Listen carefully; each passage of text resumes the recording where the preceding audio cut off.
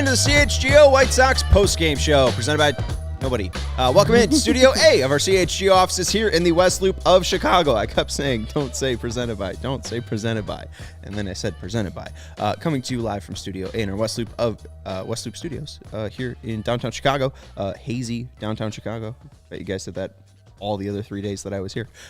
Welcome. Sean's back, everybody. I'm back. Welcome in. I'm Sean Anderson. You can follow me on Twitter at Sean_W_Anderson. You can follow the show on Twitter at CHGO_White Sox. That's Vinnie Duber. You can follow him on Twitter at Vinnie Duber. He's our CHGO White Sox beat writer. That's Herb Lawrence. Hello. You can follow him on Twitter at Ekman23. He's our CHGO White Sox community leader. We are coming to you live after a White Sox winner, 9-7, and a series split in L.A. Sox win 9-7. Wasn't pretty, but they win? They scored a lot of runs somehow. They didn't hit many balls very hard. They struck out 16 times. Not exactly what you would call an offensive clinic, and yet it results in one of their higher run totals of recent memory. A whole lot of singles in the third inning. They kind of singled their way to a 6-run third inning. Outside of that, they didn't really do much. They got a couple there late in the ninth, but hey, they'll take the win. I'm sure of it, because guess what, Sean? They're only 4.5 games out of first place in the American League Central Division. Not behind the Twins, but behind the Cleveland Guardians. I guess you don't want to be the first place team in the American League Central because it just means you lose, Herb. Mm-hmm. And I think it's a big-time win for the White Sox because of how they did it. Going down how they were, like 4-1, Lance Lynn looked horrible, absolutely horrible. And then the offense finally picked up one of their pitchers who was struggling, and from then on, Lance Lynn settled down and didn't give up anything else. So that's a big-time thing where the offense has not really picked up the pitchers. The pitchers have picked up the offense time and time again this year. It's good to see them pay him back a little bit, and Lance has beers to pay for in Oakland tonight because he was not great in the first two innings. I got you. I didn't know what you were saying there. Oh, sorry. He owes the team beers. Yes. Because he sucked. I don't know, it sucked. He was just not good. He gave up 3 home runs and the White Sox win. Yeah. That seems pretty all right. The first 2 innings were not good. Solo home runs. So they got White Sox. Yes, exactly.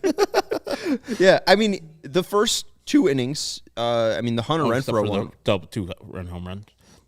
The Hunter Renfroe was a 2-run home run. 2 solos and a 2-run shot. Yeah. And that inning was real rough for him because who's the catcher? Wallach? No, that was Theis. Oh, Matt Theis. He walked, so then that made it the 2-run homer, and that was He's playing at the rate later this year, right? Vanilla Theis. Yes, Vanilla Theis. next month, I think. Real right? close. I was about to spit that out. That commercial's weird too. The '90s commercial's weird too, and the Jake Owen one's weird too. They picked the worst song in the history of the world for that Jake Owen. Maybe Jake Owen only has terrible songs. Maybe that's what I think. But like you said, it sounds like a self-parody. We'll talk about the pitchers needing to be picked up by the hitters, especially in these next 3 games coming up later on in the show. But yeah, I mean, Lance, it was a tough outing, but even Jason said, I think this is the most swings and misses he had since or outside of the 16K game. So I feel like that 16K Lance was still in him today. We did see a couple twirls, a couple possible middle fingers as he's walking off the mound. I think that what Lance showed today was exactly what they need out of 2023 Lance. He's not going to be 2023 Dane Dunning, and it seems like a lot of people want him to be. But what Lance is going to eat up 100 pitches each and every start. And maybe he won't give up a home run. Maybe he'll miss some bats. But he does seem to at least be battling every single start. I don't know. I mean, I feel like the ERA does seem like a little more inflated than how he is actually pitching. He's pitched better as of late. I think the last couple starts he's only given up 3 earned runs. Today with the 5 earned runs, it's a little bit reminiscent of what he did earlier in the season. But as we saw later in the game, he settled in and he struck a lot of people out. I think Jason and them pointed out, and I think, Vinny, you did too. Like, he's throwing strikes and he's getting them to swing. Now, if those balls are staying in the park or if they're getting caught by Sebi, it's a different thing. But he was executing his pitches a little bit better late in the game, and he made Shohei Ohtani and Mike Trout look pretty silly. Now, the Mike Moustakas of the world, man, he can't see that guy at all. Or Mickey Moniak, leadoff home run. Like, those things are going to happen. But his buckaboo with the left-handers it's just a weird thing. I think 16 of the 22 home runs he's given up this year have been against left-handers. I think because that cutter just plays right into their swing path. Well, Sean, you talked about kind of maybe readjusting expectations for what they should expect from Lynn on a regular basis. I think it's too soon to maybe do that. This is still Lance Lynn. This is still the guy that the White Sox paid to be a top-flight starting pitcher, and you know that that's in him somewhere. You saw him strike out 16 guys. You've seen him have some good games along the way. This was not one of those good games, and really, if you're readjusting your expectations to say, okay, if he maybe he can give up 5 runs, but if he goes 6 innings, it'll be okay. Well, we've seen from the White Sox many, many times this year that 5 runs is a total for the opponent that is not going to be able to be overcome. So Lance Lynn certainly expects us of himself to be much better than he was today, and I think the White Sox and White Sox fans should expect him to be better than he was today too. And just like I asked you last night with Lucas Giolito, I'm sure Lance is going to be like, team won. Fine. I didn't pitch well, but I settled in. Team gave me the runs, and I'm good. I'm fine. I'm fine with the results of being a winner today instead of we give up 5 and we come up 5-3 short. I feel like when Lance loses an at-bat, though, it just goes horribly wrong for him. I mean, you mentioned 22 home runs, and, you go to the Moniak at-bat where he ends up hitting a homer.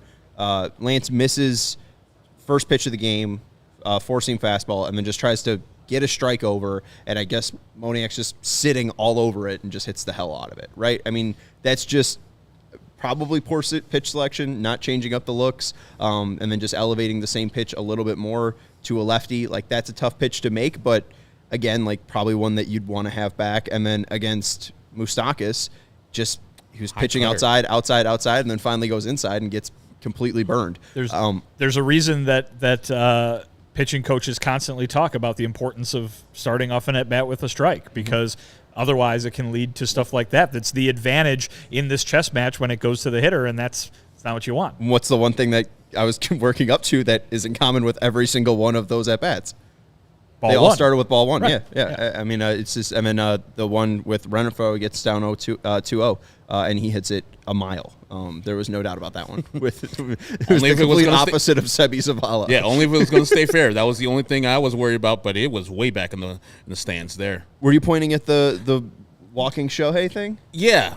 It was from our guy Brett? I mean, I didn't think they would do it. They did it. It was smart. Mike Trout hit a double, I believe, and then it was up in the air whether they were going to go and walk Shohei Ohtani. I thought it was a no-doubter, and they, of course, did it. It was a smart move by Pedro, smart move by all the people involved in making those decisions, because there's no reason, as we saw in the 9th inning, to ever pitch to that guy if you don't need to. They had to pitch to him in the 9th inning because you don't just want to put him on and put Mike Trout at second base just willy-nilly, but I would have thought about it because that man is a different animal. He's a different person. As I was talking about earlier, being the best player in the baseball as Mike Trout was before Shohei started up, and now you see your teammate surpass you. Not even come to the same level. Shohei's up here, Mike Trout's here. And that's not a slight against Mike Trout. Mike Trout is probably going to go down as one of the best, if not the best. But Shohei Ohtani is just doing some things that are unbelievable. We're just in awe of what he does. 7 home runs this year alone in 7 games versus the White Sox. Well, again, a game I missed, 10 strikeouts. I mean, you mentioned that. He's got 7 home runs against the White Sox alone. Yeah. 10 strikeouts in a game against them. And also, this home run was his 14th of June, which was the most of any Angel in, I think, any month, or at least this month alone. In any month. Any month. And he broke his own record. And he broke his own record. I was about to say, Trout can compete for that record. He can't compete for, striking any guy out, unless he's, pulling a Yermin Mercedes here. Shohei Ohtani against the White Sox this season. Here you go. Here's the sentence that's going to make you go wow. I mean, you said it already, but I'll just repackage it in a new sentence. 7 games. He had 7 home runs against them.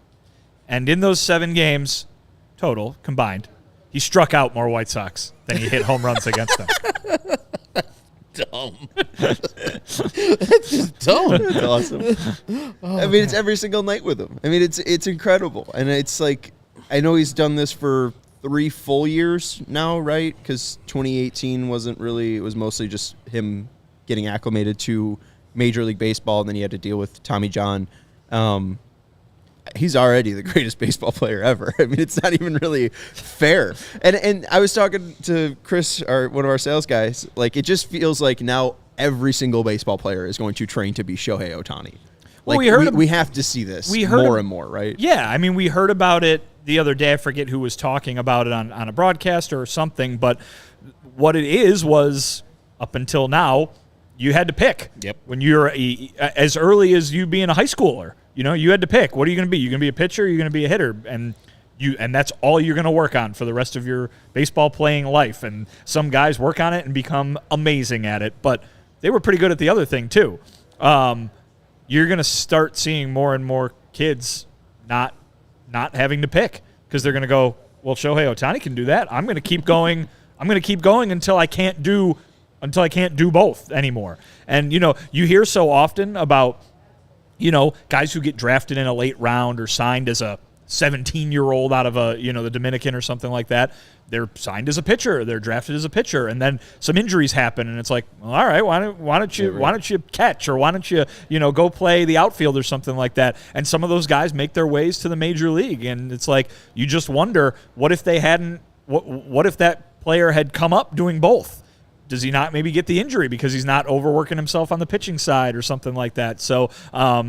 You're going to see Shohei Ohtani. I believe I used the word last night, Herb, game changer. Mm-hmm. He's going to change the way baseball players play baseball.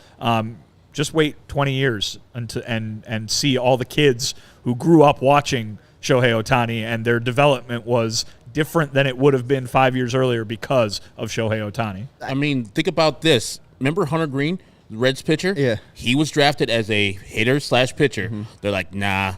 You're just the pitcher. Now he's in the rotation. I think Brendan McKay from the Tampa Bay Rays, I think he, up until last year, was doing both hitting and pitching. But it's really hard. I mean, think about before this year who you thought were good hitting pitchers, like Michael Lorenzen, maybe a dude who got cut. I forgot his name already. Madison Bumgarner. Like, those are the good hitting pitchers that you used to see in the past. Matt Davidson.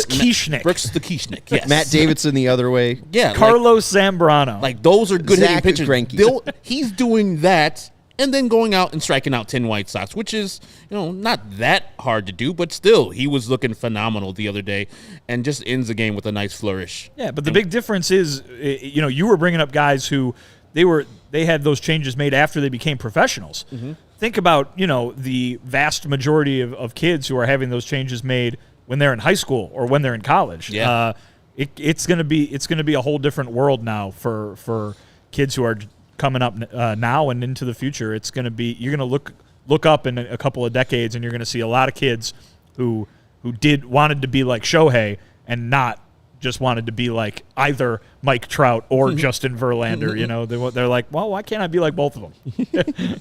And there's also even in the college baseball World Series, Jack Caglione. Oh yeah, from Florida. For Florida, he's a sophomore. He's pitching and hitting and doing all this stuff, and he's a lefty. So I mean, think about that. Like, when he gets into one slump, either way, like a Tommy John on one side or just bad at the plate, they're going to say, hey, focus on this or that. I hope they don't. This greatness is what we need to see. As Vinny says, I want kids to shoot for the stars. And if they don't get there, they at minimum, they'll still be Major League Baseball players as a hitter or a pitcher. But I want them to try to go for the Shohei level. And I'm glad that kids will be inspired by this, kind of like kids are kind of inspired by what Steph Curry was doing and how they brought the three-point shot into focus and being the best three-point shooter of all time and shooting from like the logo. That's what kids are doing now. That's where the game is going right now. Some kids will struggle and fail and do way too much. Some kids will reach for the stars and come to the league and be Jordan Pools. Well, it's going to damn.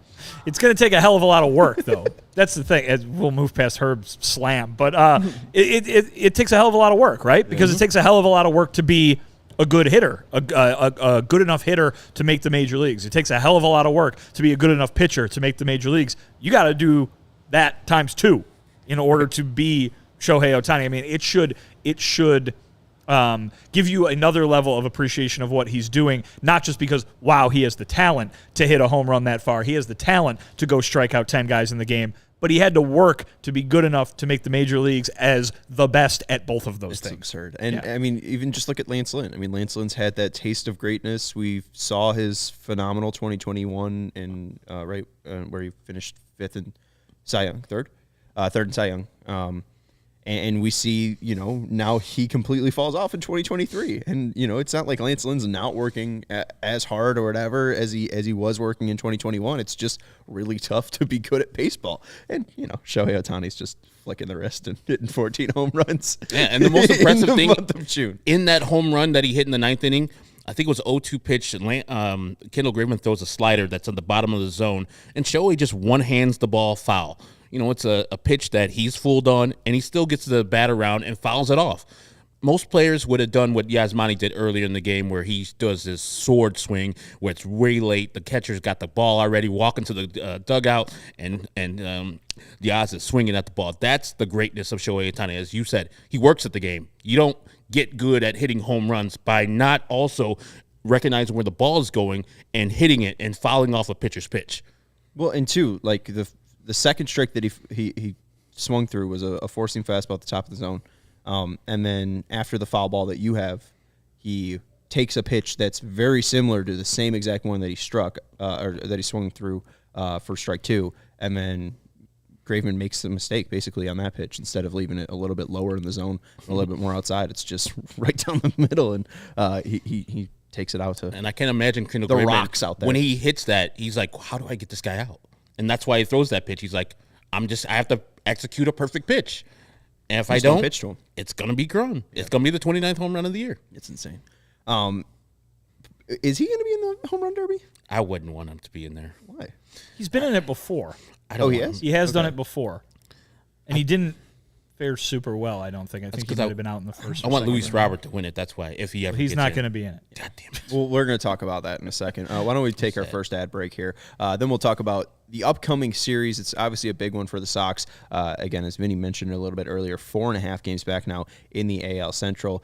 Minnesota is 40-42. Cleveland's at 39-41 after they lost today to the Kansas City Royals. Detroit sitting at 35-45, 4 games back, and the White Sox 36-47, 11 games under. Here we come. And 4.5 games back, baby. We're going to take a quick break, and then we'll talk a little bit about Luis Robert Jr., maybe some White Sox representation in the home run derby, and then we'll talk more about Michael Kopech. But Herb, take it away. Sunnyside is your home for judgment-free cannabis shopping, a place where all kinds of visitors are welcome to explore, discover, and purchase a wide array of high-quality products. Sunnyside has everything you need to elevate your summer. One-stop shop for all your cannabis needs, no matter where you are on your cannabis journey. Easy online ordering and in-store pickup, great transparent, loyal program, Sunnyside Rewards. I don't know why I'm struggling this read. That's You're doing weird. a great job, Herb. Thank you. Illinois' favorite dispensary from city to suburbs, Wrigleyville to River North, right behind me. Champaign to South Beloit.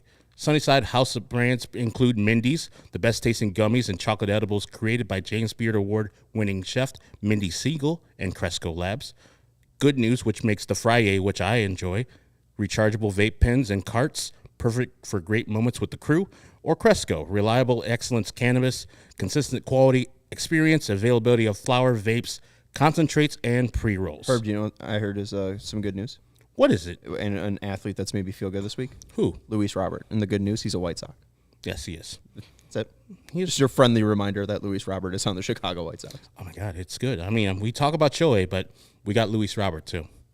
Through August, head to Sunnyside.shop. Do you know what Shohei can't do? Catch the ball like Luis Robert. So take that, Shohei. Through August, head to Sunnyside.shop and use code CHGO25 at checkout for 25% off your total order. One use per customer. That's not only for new customers. Anyone can use the code. Pick up everything you need to elevate your summer. Must be 21 plus or an Illinois Med card holder. Don't combine those 25% with any other offer, please. All right. Thank you, Herb. I don't think we should challenge Shohei Ohtani to do anything athletic. I feel like if you put him out in center field, I think he'd probably win a Gold Glove. He's fast. I know he's fast. I know he's athletic, but he's a DH for a reason. Yeah, because he pitches. That's exactly what I was going at. He's a pitcher. All right. Not that he sucks or anything like that. I'm sure if they had the National League rules back in the day where the no DH, he would be dominating right field or center field somewhere. And hey, White Sox time. This team makes you want to smoke. Hey, Smoke. 2-game win streak. Sunny side. There you go. Making you feel good.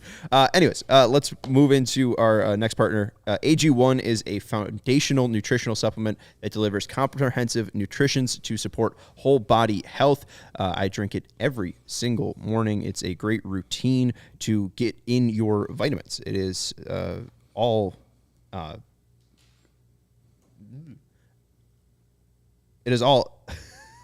It's a really effective daily habit with high-quality sourced ingredients, and it also costs less than $3 a day. So it's a win-win. It is better than a cold brew habit, and it replaces your multivitamin, probiotic, and in one more simple step, it's a drinkable habit. You can cover your nutritional basis for the day, and it won't be easier than trusting AG1. Just mix it into 1 scoop of water and drink it the first thing each morning. Done. You take care of yourself, and it's a comprehensive solution for your supplement routine. Try AG1 and get a free 1-year supply of vitamin D and 5 free AG1 travel packs with your first purchase. Go to drinkag1.com/CHGO Sox. That's drinkag1.com/CHGO Sox for a comprehensive solution for your supplement routine. Check it out again, drinkag1.com/CHGO Sox. See, Herb, we're not all, dandy and sparkling on our ad reads. No, it's terrible. I mean, I could fumble that. No, it was terrible on my part. Mercy. But hopefully people saw the Sunnyside.shop. You should go there. Especially the Wrigleyville one. That's my favorite one. The products are great. Connor thought I paused so long that his computer froze. I'm sorry, folks. My bad.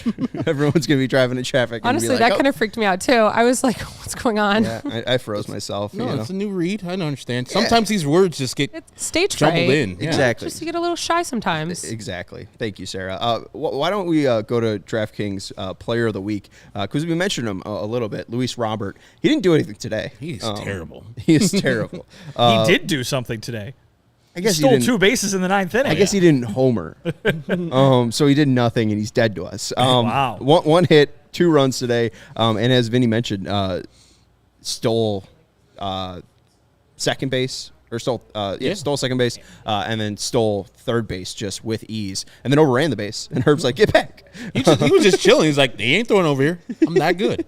But our DraftKings King of the Game and Player of the Week, Luis Robert this week, 7 games, 29 at bats, 10 hits, 5 home runs, 7 RBIs, a 345 average, a 376 on base percentage, and an 862 slugging. And this is from yesterday to the 21st. So over the past 7 games, he's just been red hot. On fire, winning Player of the Week honors for MLB. Really impressive stuff, and he was fantastic today. You look back at that 9th inning, and it just feels a little bit more important. We see the stolen bases from Robert, and we see the triple from Andrew Vaughn. I mainly bring this up to just say that Andrew Vaughn tripled. It's true, he did. It was fun. A rare mistake by Mike Trout. He ran as fast as he could. I mean, we saw early in the game Mike Trout home run robbery of Andrew Vaughn. And then Andrew Vaughn, as you put on it, revenge season. Yeah, it's gets a triple because Mike Trout dives to try to get the ball, which was the right move because if he gets a single, the run still scores. I think it was a real. But Robert was on third base. Doesn't the run still score regardless? Right. It does, but you get the run out. You get the runner out. Sorry, my bad. Yeah, sure. So he dives and tries to make a great play, as Mike Trout was wont to do, and Andrew Vaughn says, "No, my wheels are good. I'm gonna go to third." I thought he's only gonna get to second. I doubted his wheels. My bad. He might not be gifted with the most speed, but he has the most heart, I feel like, and I just love seeing Andrew Vaughn run. But more heart than Zach Remillard? Well, thank you for bringing this. So Theo in the chat said, "Can Remillard continue to hit 400 for the rest of the season?" We're going to get to the home run derby in just a second, but this is just reminded me of the Ohtani conversation because I had the thought and then it fleeted. But what would be more impressive? Luis Ariz for an entire season hitting 400, or Shohei Ohtani just doing a normal thing and not being injured at all? That's a good question, actually, because now Ohtani has changed all our minds to making this the expectation. Of course, Ohtani's going to do amazing things every time he steps on a field. Of course, he's going to have a sub-3 ERA and hit 50 home runs in a season. Nobody's hit 400 in a season since the 40s. I mean, that'd be pretty amazing. But Shohei Ohtani did this last year. Right? Yeah, he won MVP 2 years ago. Come on. That's a good question, actually. I think you'd obviously have to celebrate both pretty highly. I think at the end of the day, Ohtani is still doing something that no one has ever done before. At least Luis Ariz would say, well, at least Ted Williams is keeping me company. But that would be pretty amazing if Ariz could hit 400 for a whole season, because it's just impossible to do. And that he's doing it is incredible. Yeah. It seems like Zach Remelard's coming for his title. He's sitting 400 right now. Well, Zach Remelard's not going to be a qualified hitter by the end of the year, so hate to break it to you. Not if he leads off every single game. They're looking for a leadoff hitter. Are they? I don't know. I think they have one. Yeah, they have one. Their leadoff hitter's been doing pretty well. Got the day off today. Got to relax until the 9th inning, where he came in to stop Mike Trout from getting a double. Which in turn kind of messed up the game, because if Mike Trout gets a double in the 9th, they automatically walk Shohei Ohtani. So thank you, Andrew Benintendi, for ruining everything and also making me cash a lot of money. There you go. That's and the White Sox still win. So, Andrew Benintendi probably, we see all the suspensions in the NFL. Andrew Benintendi probably had some coin. He thought he had the day off, He's probably just making sure Ohtani came up to the plate. I don't know if you saw him. He had his button down to, the middle. He was Eloyan out there. Oh, man. Yeah, I was like, he probably just put that sumbitch on. He's like, oh, I got to go out in the 9th inning?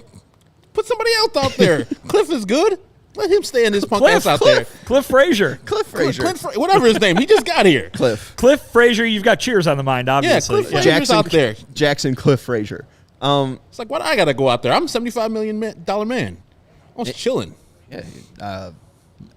Let's move to the home run derby, though, because I saw that Julio Rodriguez was announced as the first participant of the home run derby. And Makes then sense. Today, with it being in Seattle. And then today I saw that Vlad Guerrero Jr. was the second participant, and I got all excited, and I said, oh, all these young stars in the American League are in this derby. All I want is Luis Robert Jr. to be in here. And I tweeted out, announce Luis Robert Jr. next, and then Vinny had to rain on my parade. I guess you did. Luis rained on your parade, not me. Right, so, Luis, you're dead to me, Luis. I was more so the cloud. Luis was the rain.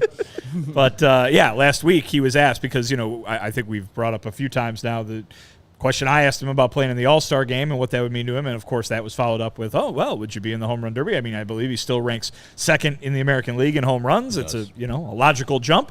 And he said no. He doesn't want to be in the home run derby. He doesn't really think of himself as a home run hitter, stereotypically, at least that is.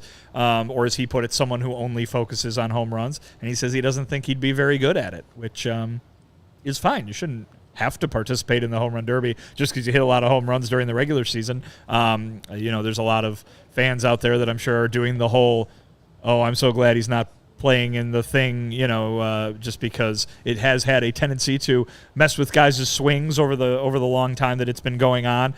Personally, I think I would always want to see my team's favorite players participate in a nationally televised event like that, but I've always had a lot of fun watching the home run derby, but hey, he doesn't want to do it, so don't make him. I'm sad because I want to see the prodigious power that he has just go off on those juice balls in that stadium, but he doesn't want to do it, and he's probably seen players like, I think Bobby Abreu is one of the most famous ones where he won the home run derby, or at least did a great job at the home run derby, and then his numbers were all right, but I think they fell off a little bit in the second half that year he was doing it. So that was 18 years ago. Was it? 2005. 2005? Yeah. So Luis Robert was 7. He was watching it. Do you think he was watching Bobby Abreu? I love. Do you think he knows Bobby Abreu's second half stats in 2005? I bet he doesn't. I bet he love doesn't. the Philadelphia I'm Phillies. looking him up now. The Phillies are my favorite. That's how he sounded in Cuba, and he spoke Wow, really English high too. voice. And he Probably, spoke yeah. English too. It was weird. That was the year where they did. It was in Comerica right? Park, Yeah. and that was the year where they did 8 guys from 8 different countries. Every okay. participant was from a different country that year. Any I remember that because Hesop Choi was in it. Any reason in particular? Just They just wanted want to be change international. It up. Yeah, they just Okay. wanted to change it up. Bobby Abreu wasn't bad in the second half. No, but they said that 787 OPS. Yeah, but what was in the first half? Well, he hit 6 homers, so maybe that's it. Mm-hmm. 6 homers in the second half. In the first half, he had 18. His OPS was 955. Yeah. Okay. And so that's what All right. they're like. I don't want to be that guy. But I think since then we've seen Judge said Panda, something, right? huh? I think Judge said something about his swing being messed up.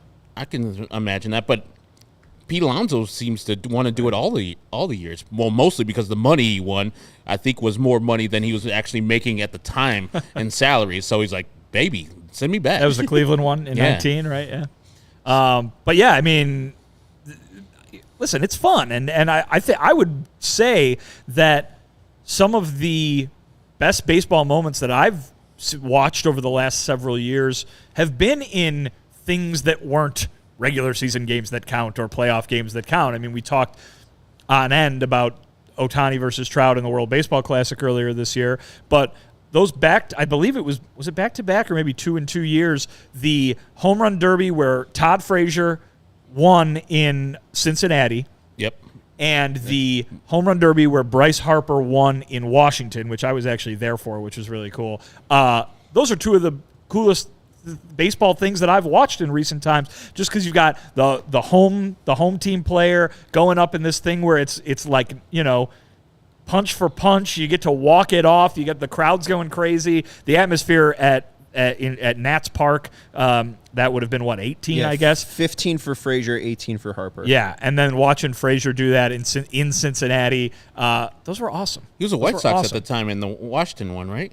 Or was he not? Frazier? Yeah. I know he was a Cincinnati guy. Frazier wasn't in the one. In 2016, the next year he was a White Sox. Yeah. And he defended his crown in 16. In 16. Yeah. Okay, gotcha. Yeah, when he won in Cincinnati, I know he was Gotcha. a red because he flipped the bat. He was nice. Yeah. So he's the last White Sox hitter to be in it.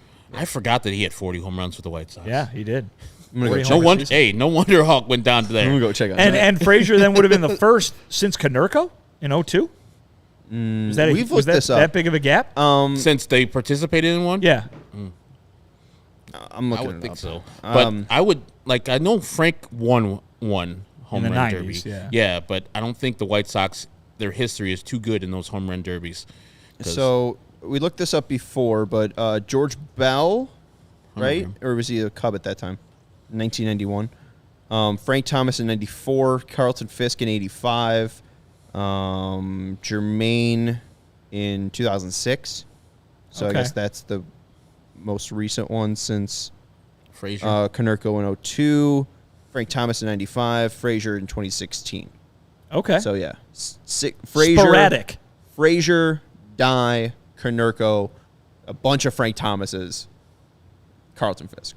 Gotcha. But the only ones since the turn of the millennium have been Konerko, Dye, and Frazier. Yes. Wow. So no Luis Robert Jr., but currently tied for 15th in home runs is Jake Berger. He wants to do it. You might want the money. He wants to do it. In that same interview, the next question to Luis Robert was, but should Jake Berger do it? And he said yes. So, yeah, he'd be a fun one to see in there. I would think that Aloy would be fun to watch in a home run derby as well. But listen, they usually go for star power when they can get it. So would not surprise me to see some bigger, flashier names to fill out that field. Yeah, Berger would be a fun name, though. It would, but that's no one's checking for Jake Berger except for us. No one around Vlad Jr. and Julio Rodriguez. Yeah, people are you got checking 2 for those stars people. right there. Yeah, Jake Berger's hitting in the 2 teens now. No one's looking for him, and he's not hitting enough home runs to where you're like, he's got to be the guy. He's not the second place guy. Now, if there's a bunch of players like Luis Robert that's like, I'm good, Jake Berger can get a sneaky invite at the end, like the last second injury replacement type of thing. Yeah, maybe. I don't see Shohei doing it. I don't know if Matt Olson's going to do it.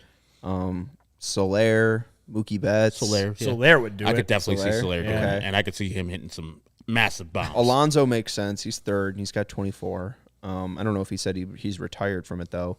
Adolis Garcia, I mean, he would hit monster shots. Devers now makes $300 million. That probably puts you out of doing little home run derbies. Acuna. That would be so great. Right, but I I don't know if any of these guys, Absolutely love that guy. any of these Dodgers, JD or Max Muncy, Albies has 18, Trout has 17, Jordan's hurt, and then Jake Berger. I mean, he's not like It will take a lot of people. I'm guaranteed they will pick somebody else with fewer home runs than Jake Berger, and just because he has more of a national name, maybe a New York guy, a LA guy. And, that's okay. This is a made-for-TV event. Like, this is not, it's that some folks, get all up in arms over the All-Star game. Oh, he deserves to be there. This person doesn't deserve to be there, blah, blah, blah. The home run derby, I'm not really listening to any of the he doesn't deserve to be in the home run derby arguments. Like, put whoever the hell you want in the home run derby. I mean, the All-Star game, as long as it's there's fun. people that don't belong to As be long starting. as it's fun. There's one guy I think I'd have an objection at being in the home run derby. Oh, God. Here we go. I don't even need to say his name. Here we go. You brought it up. You brought it up. Does that count? Because we know what you're saying, even though you didn't say the name. We're getting dangerously close to me just booing you every time you do that. Dude, people are already mad at me on Twitter. I can't change my opinion apparently on that topic. So we'll see. Even though he's now major league average for a hitter. Anyways, let's take a quick break before Vinny starts booing me. It's ComEd time. I didn't even think about this. My bad, folks. We're going to have a ComEd read for you. We're going to have a FOCO read for you. We're going to have a Shady Rays read for you, folks. It's going to be a nice little time. I am a bad host, and I didn't tell my co-host. Actual question, not that I want you to do this now because now I am ready. But actual question, could you just read those in any order you wanted it to, or is it strict?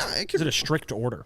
I mean, this is the order that they give. Sure. So I don't want to really I wonder what the rules are. Rock the cash ball. All right. Is that? It's the Clash. Yeah, the Clash. Mike, it's a band. It's the Clash. One of my favorites. Do some Homer. One of my favorite bands. Oh, tremendous. Yeah. Can't go wrong with Clash. The ComEd Energy. The only band that matters. No, exactly. The ComEd Energy Efficiency Program is committed to helping families and businesses in the communities they serve, helping manage energy usage and lower energy bills now and into the future.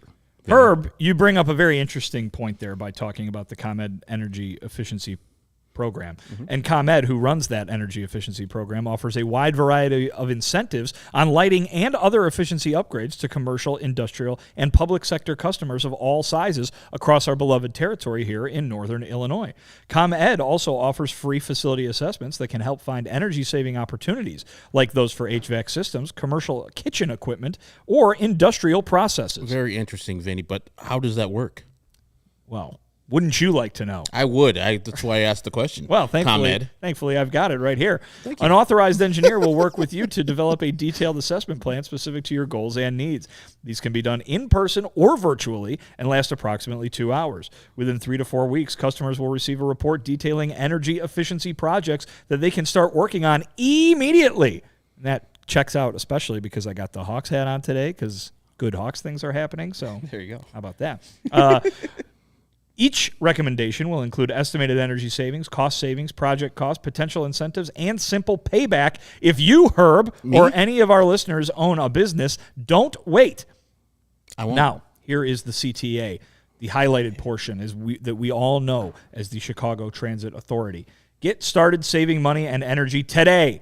For energy-saving tips, lighting incentives, or to schedule your free facility assessment, go to comed.com/poweringbiz. Is that comed.com/poweringbiz? Herb, when you open up the internet on your personal computer device, you're going to go to the search bar and you're going to type http://www, which stands for World Wide Web, .comed.com/poweringbiz. So schedule it today. I'll go there right now. Mercy. You guys did a great job. We also do have a AL All-Stars All-Star Starters, the reveal show coming up soon. So we will. I believe it's happened already. We'll share some stuff from that. And before you go to your next read, Schwo, who's in our comments, I don't know if you saw the other day, Vinny got your shirt and he wore it on Monday. Yes. It was great. Thank you, sir. And big also, thank you. Schwo, I loved it. Continue to love it. Dangerously close to pig time. 4.5 games out, my friend. Dangerously close. Oh, the clock might strike pig. So no sock in the American League starting lineup. I was surprised by that one. Yeah, first base, Yandy Diaz from the Rays. Second base, Marcus Semien from the Rangers. Shortstop, Corey Seager from the Rangers. Third base, Josh Young from the Rangers. Catcher, Jonah Heim, Rangers. Wow, the Metroplex showed up, didn't they? Yeah. Designated hitter, Shohei Ohtani. We talked about him earlier. He plays for the Angels. Yeah, he plays for the Angels. Outfield, Mike Trout plays for the Angels. Randy Arozarena plays for the Rays, and Aaron Judge plays for the Yankees. Wow. That's the starters. They had a lot of Canadian candidates to go there because the Toronto Blue Jays have a whole country behind them. They go over, though. Like in the finals, they had a lot of finalists going against out of them. The 3, I got you. Yeah, and then they lost every race. Damn. Hey, KPW. Sorry, KPW. Wait not to show up. You could have rallied Canada yourself. Did you guys ever, when you were younger, like stay up all night doing the all-star voting to stuff the ballot box for any particular players? When I was younger, it was just the hanging chads thing. You had to at actually the go to the ballpark. ballpark. Yeah. The online voting didn't start until I was at least of age, like I was 20 or something like that. Gotcha. So Herb was too busy drinking. Yes. Oh. And I don't know if even White Sox were even worthy at that time. Maybe Frank Thomas and Paul Konerko, but I wasn't doing a lot of voting on the online thing because I barely had we didn't have phones really with online capabilities at that time. Yeah. I'm old. I love making a complete mess of all the little punch-out ballots. Like I had a little. So they're run of those. invalid? Yeah, I really wasn't kind of filling them out for that. I really was never compelled to get somebody voted in. Maybe Jake Peavy that one time. Take Jake. Yeah, take Jake. Yeah, take Jake. That was Punch about AJ. it. Yeah. Punch AJ. I probably got excited for those, but that was about it. Did you want to add anything else? Well, I was just going to say when those ballots at the ballpark, they were great. You would go in and you'd grab it and you'd be like, oh, man, this is cool. I get an all-star ballot. This is great. If I showed up to a game in June or something like that, and then you never had anything to poke out the dots with. Because what do? You're bringing a pencil to a baseball game? Always. So the best you can do is, get your key. Your dad's car key and try to get it out there. But those are usually too fat. That's a problem. Didn't they have like little golf pencils to do scorecards? At the actual place where you picked it up at, but everybody's using that. Oh. It's just one of them that's connected to the podium. Oh, damn. All right. Yeah, it's weird. I thought they were giving out those golf pencils. No. Like they were, free. Oh, if they were just stolen by one person. Like you leave the Halloween candy out there for everybody, and that jerk kid just takes all the candy. Somebody just leaving with a jacket full of golf pencils. All right. Let's move on to the break so we can talk more about real stuff with the White Sox.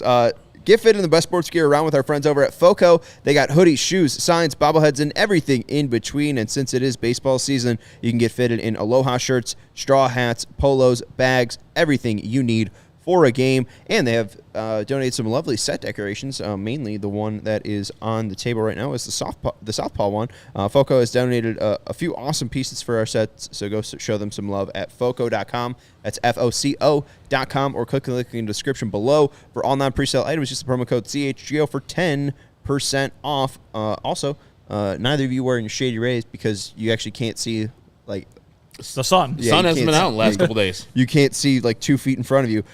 But you can take on the sun with gear built to last when it's out with our friends over at Shady Rays. They have you covered with the warm weather ahead with premium polarized shades at an affordable price. Shady Rays is an independent sunglasses company that offers a world-class product that's just as good as any expensive pair we've worn. They have durable frames and extremely clear optics for outdoor adventures, and that's not all. Shady Rays offers the most insane protection program in all of eyewear. Every pair of sunglasses backed by lost and broken replacements. If you lose or break your pair, even on day one, they told us that they will send you a brand new pair. No questions asked. You can wear your Shady Rays with confidence because they have your back long after your purchase.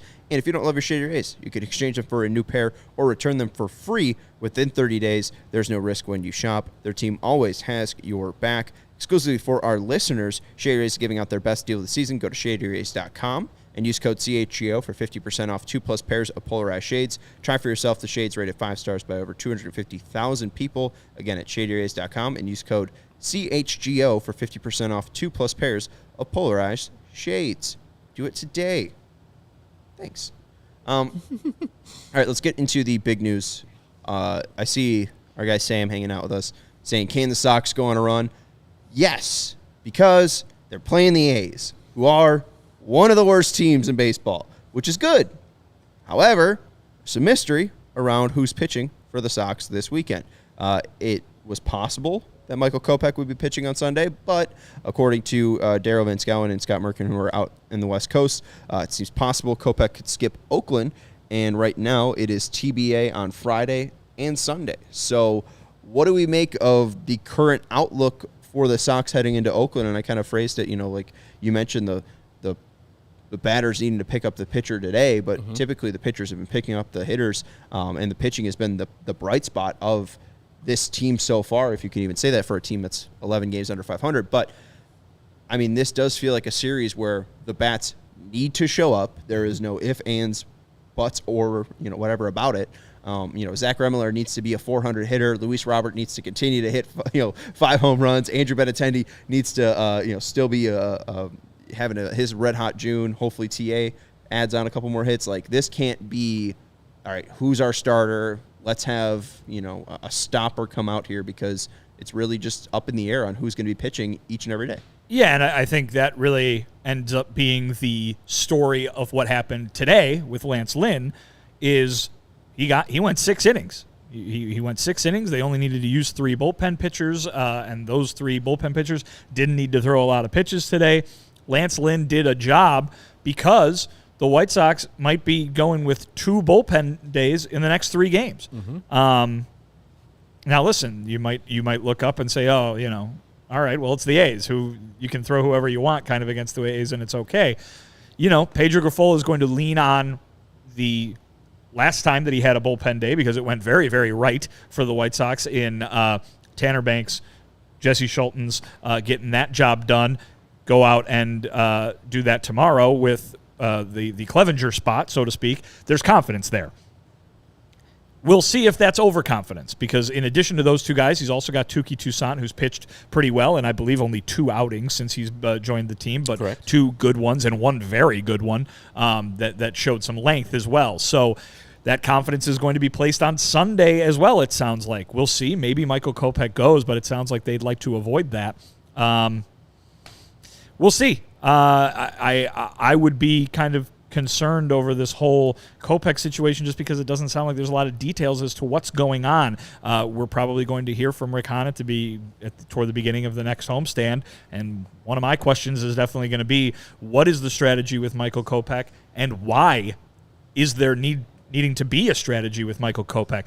This was supposed to be last year, getting Michael Kopech's body ready to handle a season of work. Granted, he had some injuries that prevented him from probably throwing as many innings as they wanted him to. But at the end of the day, that was supposed to be the warm-up, quote-unquote, warm-up season for him. And this season he started with saying he wanted to throw 200 innings. Thank you. They probably never intended for him to throw 200 innings unless he was doing really well and being really efficient with it. But, this was supposed to be the year in which he was able to handle that full starter's workload. We are now getting conversations about, he's feeling tired from Pedro Grifol. He's nearing that career high in innings pitched, or he's going to go over it here within the next few weeks. Why is it still on such a strict watch? And if there's something physically wrong with him, that's a different story. But if there isn't, it seems like they're being proactive when that was maybe the job last year. I don't know. I would like to hear an explanation for this, because the tweets that I read today from Merck and Darryl were the quotes from Pedro were not terribly illuminating as to why, when the division is within reach, when the All-Star break is a little over a week away, do you need to be playing with the rotation like this, especially when you're down a guy with Clevenger still on the IL? And I think it's a weird thing, like you were talking about, Vinny, that Michael Kopech, who in the last couple outings has gone 4 innings exactly, to maybe angle to a bullpen game for that one. And they haven't said it, but we're thinking and we're speculating on this. Michael Kopech can give you 4 innings. We know that. And how he probably is a run preventer too when he is in those 4 innings. So he can give you 4 innings with only giving up 2-3 runs. How he gets there is a little bit different. So if they're thinking about that, and if he's not like hurt where they're thinking, hey, he pitches today, it's going to be worse for him in the long run. If that is not the case, I don't know why he wouldn't pitch on Sunday. And to think about a sweep is a little too much, especially on the road, especially in Oakland, because the White Sox have had troubles there historically. Even though this team is bad, it doesn't matter. I would say that, you got your best pitch, or one of your best pitchers going on Saturday, and Vinny explained it right on Friday. You got that bullpen game where they should win that game easily. They got a pitcher going against them with almost a 70 ERA, but we've seen that story before with the White Sox going against mediocre pitchers and getting shut out by them. So 2 out of 3 is minimum. for the White Sox this weekend, and I would expect Michael Kopech to post on Sunday because he can do exactly what a bullpen game can do for you. And you got that day off on Monday, and then if you need to get Michael Kopech rest, you do it then with another bullpen game where Michael Kopech's spot comes up again before the All-Star break. What it sounds like is that he's only going to make one start in the next, 2 weeks? Yeah, so, I mean, it works out perfectly. I mean, that's a lot of rest. No, I mean, because it sounds like they're not going to start him on Sunday. If they were not to start him on Sunday, then he'll probably pitch against Toronto, I would guess, next week, and then that's his only start before the beginning of the second half. Yeah, extended rest before his first start after the break. So that's, I mean, it seems like they're probably just going to skip him on Sunday. I agree with you though. I mean, like just one time through the order through Oakland wouldn't hurt. Well, I feel, but that to me shows you that like, oh, he's only able to pitch 4 innings. Like, why? Yeah, I don't like why. I don't know why. Yeah, like no, I'm just curious. I'm not saying it's anything nefarious or anything like that. It's just there's got to be an explanation behind a guy who, if you were said at the beginning of the year, at one point Michael Kopech's going to be a guy who only is expected to give you 4 innings. Yeah, it's no, weird. Of course not. He's expected to be a starting pitcher who can contribute just like any of these other 4 guys. Yeah, and you said the quote from Pedro wasn't too illuminating, but Kopech has gone out twice and given us 4 innings. He doesn't feel great, but he's grinding through. We want to get him to the All-Star break. There's a good chance he's good, but we got to prepare for that. So I mean, I don't know what they're preparing for if he's not good. I guess that's a possibility. But I mean, you see the last 8 games, he's made 16 starts, an ERA of 2.47. I mean, like, I understand that the length hasn't been there in June. 7 innings, 5 innings, 4 1/3, 4 innings, 4 innings. But also Miami, Seattle, Texas, LA. What we've seen from Kopech, especially in these last 8 games, has been a reliance on his fastball. You mentioned it against this last start in LA. This breaking stuff really isn't that biting. Really doesn't trust his changeup, but his fastball is still elite. I feel like going up against Oakland, you could probably get by with just a fastball. So it has to be something physical, and I know we don't like to speculate, but if they are trying to get him extra rest and he's grinding through these 4 innings, I think it has to be physical related. Because, again, there is 119 pitches is his most in a major league season. He's right now at 86. I think his highest in the minors is like 135. He's not has not shown in his career a lot of volume before as a starting pitcher. Yeah, and the thing, too, is Pedro has said multiple times this year, and I want to bring this up, that they intend to get some extra rest here and there for all the starting pitchers. Certainly they've been forced into it with Mike Clevenger, who's been out for a while now. But you might see it with Lucas where they skip a start or push him back a couple of days. Maybe you'd see it with Lance. Maybe you'd see it with Dylan. But we've seen it multiple times now with Michael. And I guess I'm just interested as to why I just want to hear them say, why is he being treated differently than these other guys? Because there's no, you wouldn't expect them to do that the way they're about to line this up with Kopech, where he's only going to pitch once over the course of 2 weeks, maybe more, because of the All-Star break being in there. They're not doing that with Lucas Giolito. No. They're not doing that with Lance Lynn or Dylan Cease. So why are they doing that with Michael Kopech? I don't know right now, and we'll find out soon enough. I'm sure. Questions that Sam and Brett asked, like, what is the update on Mike Clevenger? Like, the latest we heard is that at the end of the last homestand, Pedro was asked about both Liam Hendricks and Mike Clevenger. Liam Hendricks hadn't begun throwing yet and wasn't expected to be back until after the All-Star break. The idea was that there was a better chance for Clevenger to be healthy before the All-Star break, but the idea that the time he's missed, they'd have to send him on a rehab assignment, you'd imagine, and build him back up to that starter's 6-7 inning workload, that the time that would take would probably, it sounds like, would push him back to after the All-Star break as well. But we'll see. I haven't seen an update the last 4 days in Anaheim on Clevenger either. I don't think there has been one. The latest update was back on the 26th or so, 25th. And that was probably when you were in the clubhouse hearing that from Pedro. So, I don't think there's been any recent news on Clevenger. So, assuming post All-Star break for Clevenger would probably be the best assumption, but we'll see. There's 9 more games, so they might need a start here if Kopech is going to be limited. Yeah, and maybe that has to do with some of the rearranging. So 9 starts, that means two for everybody but one. So is like these Friday and Sunday, these are going to be the bullpen days because they've made it so Kopech can't pitch. I'm not able to do the whole plotting out in my head right now while I'm talking. But yeah, ESPN has this laid out, so obviously we can talk about it and move it around. But Friday TBD, Saturday Cease, Sunday TBD, Tuesday against Toronto Giolito, Wednesday against Toronto Lynn, Thursday July 6th TBD, Friday July 7th Cease, Saturday July 8th Kopech, Sunday July 9th Geo.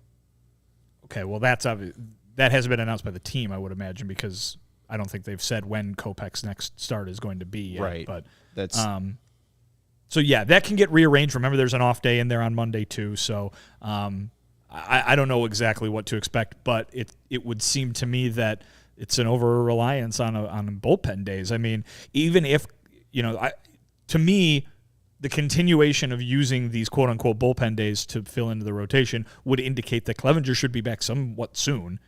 Because you're just going to go indefinitely with every 5 days you're going to use two long guys, and then that's two bullpen spots you just can't use until 4 days later. That'll be weird. Well, and also you're carrying three long men in your bullpen, exactly. Which kudos to the rest of the White Sox bullpen for being so good this year that there's not like a clamoring for, oh my God, they need more guys, but three members of that bullpen are long guys. Like that's a weird thing you don't usually see very often. So, and usually in those roles exclusively too. Right. That's it. Like They're not coming in. Tatum Baker's not coming in for one inning to just strike out lefties. That's Aaron Bummer's job, which he has been doing well. Yeah, as of late. But yeah, so there's going to have to be some sort of something after the All-Star break in terms of addressing this rotation. Just be it Clevenger returns, or they need to figure out how to make it a little bit more regular with that. Now, again, I'm not saying that the confidence isn't there. I think as long as he keeps seeing the results, Pedro's fine throwing those long guys out there, every fifth day because they're getting the job done, and that's what it matters at the end of the day. But that's asking a lot of those guys. It's asking a lot of the rest of your bullpen to get the job done and get it done efficiently on the other 4 days. How important is a sweep in Oakland? Is it unrealistic to expect a sweep? Mm-hmm. It's very unrealistic. I mean, Oakland has won games, right? They haven't won. They haven't gone 0 for whatever how many games they played. They've beaten teams. They've actually beaten good teams. They've beaten the Atlanta Braves 1 or 2 times. So it's very unusual, and especially with the whole history that the White Sox have in West Coast games in general, and specifically in Oakland. I wouldn't expect anything but a 2 out of 3 out there in Oakland. If they get a sweep, baby, it'll be awesome for the White Sox and their AL Central hopes. But having 2 bullpen games, I don't care if this is the Oakland A's.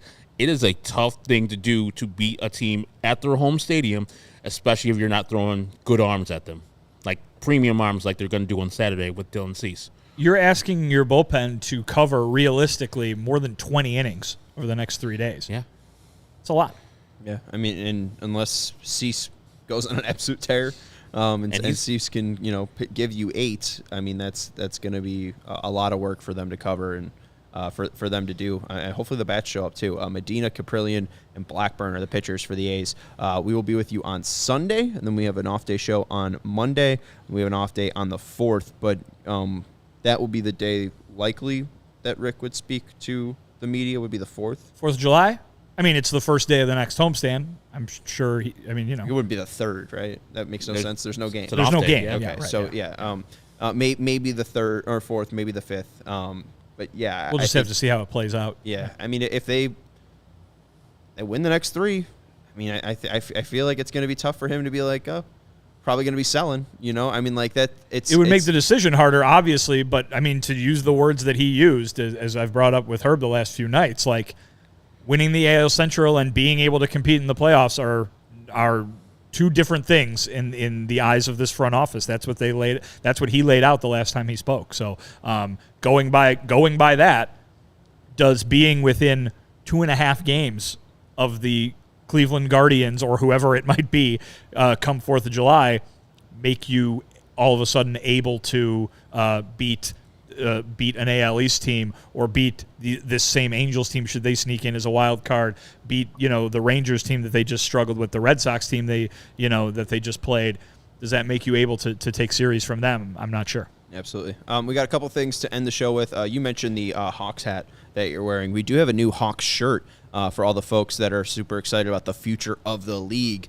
So go get your 98 shirts over at chgolocker.com. If you are a diehard, too, you do get a shirt when you sign up. So if you do love that shirt and you want that to be your free shirt, make sure you sign up over at allchgo.com. Become a diehard today. And diehards do get 20% off our Crosstown Series takeovers. I know our guy Marco said he got his tickets, so thank you very much. We are in a competition between the Cubs and Sox. We're trying to sell the most tickets, or the tickets are the quickest. Yeah, it's limited too, guys. So if you want them, jump on them now. I know paychecks are going to be getting up tomorrow. Right. Jump on it. Mercy.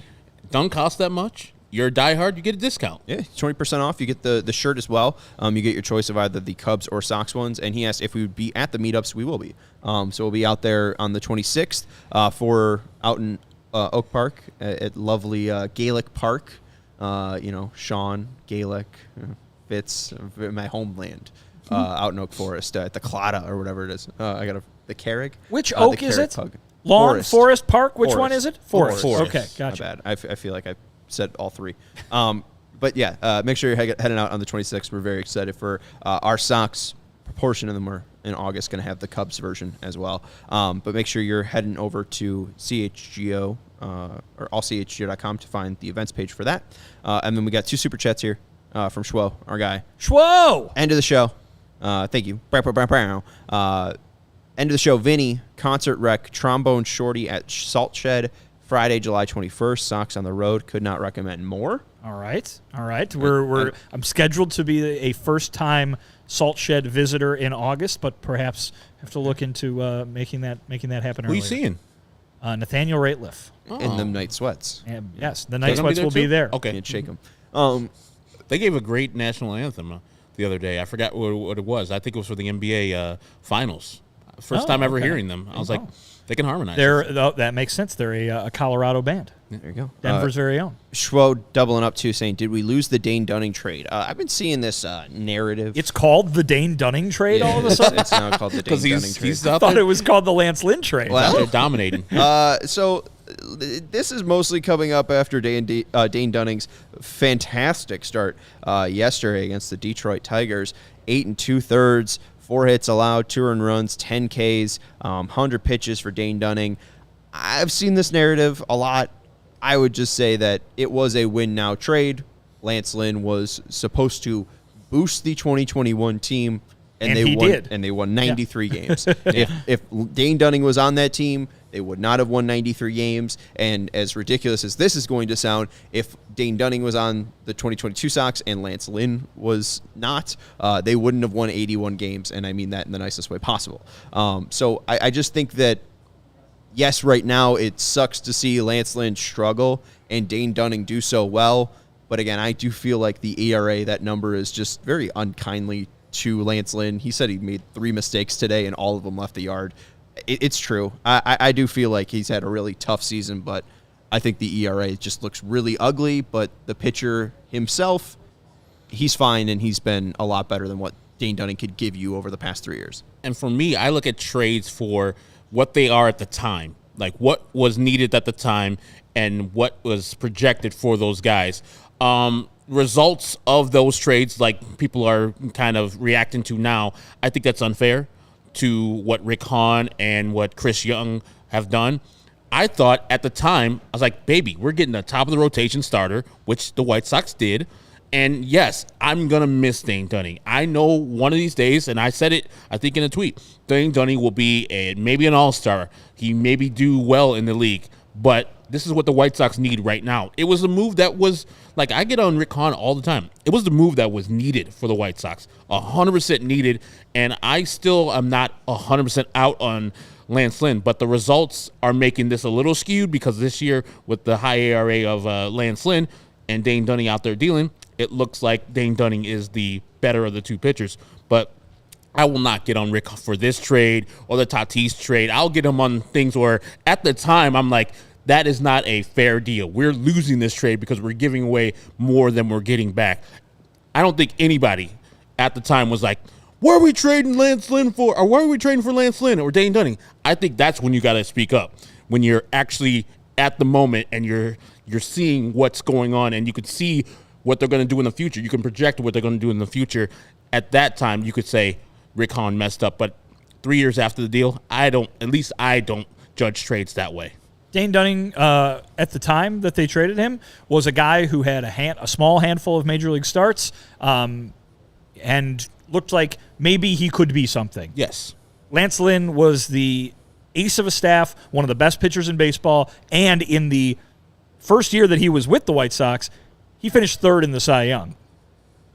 I don't know. I don't really know. That's pretty good. I've heard that. What more you want me to say? So, he has obviously had his rocky roads in the 2 years that followed that, between the injury last year and what's going on this year with the results. But I don't think you can even give up on the 2023 version of Lance Lynn quite yet. Because we've seen him in this season look brilliant. And we've seen him last year, after struggling mightily, look brilliant in the second half. So I'm expecting, and Sean, like you said, maybe we're going to see better pinpoint accuracy from Lance Lynn later in the year, and then we're going to be like, remember when you guys were talking about Dane Dunning? Lance Lynn's out here dealing like a Cy Young Award winner. I don't know if we'll have that reaction because he has given up 22 home runs already. So it hasn't Yeah, been he has, the but he can- ugliest, but- Herb's saying he's not going to give up any the rest of the year. No. I mean, it'd be great if he wouldn't, because 22 would be a lot for any year, and halfway through the season, friends, he is getting batting practice out there. Yeah, and Pedro apparently called Lynn phenomenal today. I don't know if he was down. phenomenal. Well, you got to realize what he's doing too. Remember what I just said earlier, right? He did a very good job in going the amount of innings that he went. That is what Pedro is reacting to, because Pedro's the one who's laid out the pitching plan for the next several days. Well, in the first time through the order, he gave up 3 home runs, so he's probably like, "Oh boy." So then, when he finishes the game and doesn't give up any more homers, it probably takes a lot of weight off Pedro's shoulders in that moment too. The Sox won the game. They did. Let's not pick the nits here. They didn't hit any homers, but it scored 9 runs. So, and Lance Lynn didn't give up too many homers. Gave up 3, but it wasn't too many. So we'll take the positives where they come. And Sox, Haps, you're right. It's true that Sox might not walk into Oakland and outclass them for 3 days, but we did see a team last year still go into Oakland and give them the business. Elvis Andrus was really excited to play his old team. Mm-hmm. So, I mean, we might see a team that is energized and excited to play Oakland. We'll see. Join us on Sunday. We'll bring you the postgame for the and post-series recap for the A's and the White Sox, and then we'll also be with you on Monday, I believe, at 12:30 for an off-day show. That's Vinnie Duber. You can follow him on Twitter at Vinnie Duber. He's our CHGO White Sox beat writer. That's Herb Lawrence. You can follow him on Twitter at Actonwell23. He's our CHGO White Sox community leader. And I'm Sean Anderson. You can follow me on Twitter at Sean_W_Anderson. You can follow the show on Twitter at CHGO_White Sox. Thank you to Sarah for producing the show and to Mike for helping out. And we will talk to you on Sunday. Go Sox.